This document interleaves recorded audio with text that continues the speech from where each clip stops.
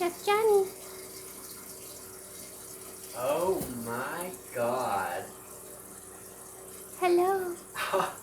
It's been so long since we've had a show. Well, We've missed you. welcome back to Chef Jonny's Kitchen of Glory. Today, we're going to have us another Chef Jonny brilliant idea specialty called Bacon Ranch Mac and Cheese. Bacon Ranch Mac and Cheese. Now, previously, you had seen Chef Jonny's original own recipe, Buffalo Chicken Ranch Macaroni and Cheese, which I'm sad to inform you that had been stolen from me before I even had a chance to copyright it from the infamous Cracker Barrel. Copyrighted Cracker Barrels. Non-affiliated with my cooking show. And I am not obligated to any copyrights or lawsuits tied in with that company. They stole my recipe. If anything, I should be suing them. Anyways, so what we're going to do is we're going to boil our 6 cups of water, which you saw me measuring from the filtered tap water with a filter on there. 99% lead-free. Yeah, they said 6 cups. I have about, by my calculations, 5.5. And I'm going to go by the box. This is just your regular old thick and creamy macaroni and cheese dinner. No synthetic colors. It's made with real cheese.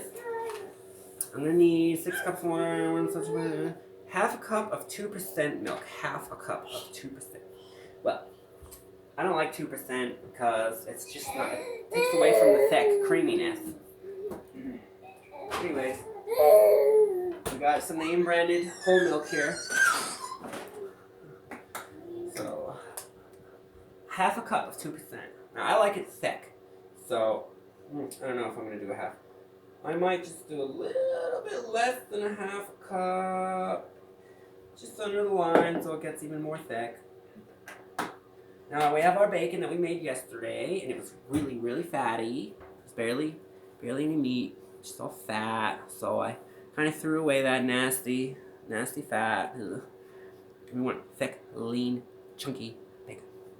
So I have it over here. I'm just going to grab my chef gloves, because every chef needs a good set of gloves so he doesn't get his hands, or she doesn't get her hands all oily and greasy and go around touching other things. Because if you do that, then you're just being a slob. You gotta follow the rules of the kitchen. Wear your chef hat, your apron. Don't go outside moving trash around and sweeping around the dumpster with your chef hat and apron on. I'm not gonna say anything. I'm not gonna call out any names or any companies or any buffets generally serving China food.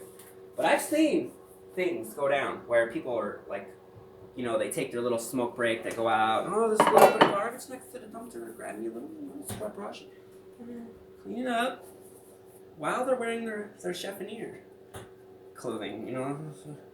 To me, that's a violation of chef code, chef law. So anyways, got your gloves, take your bacon, previously baked bacon in the oven, and, you know, mince it.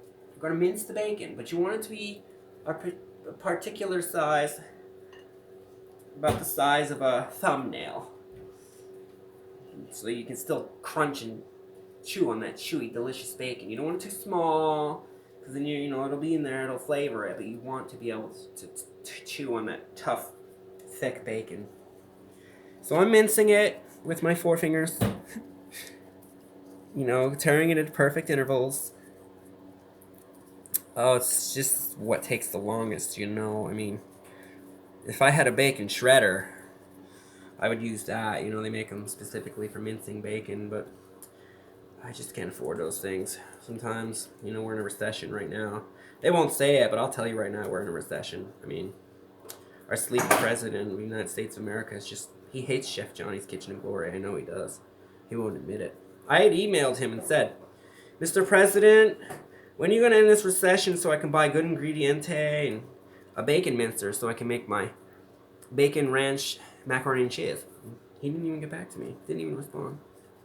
He doesn't care about Chef Jonny. Oh. I don't think he cares about any chef.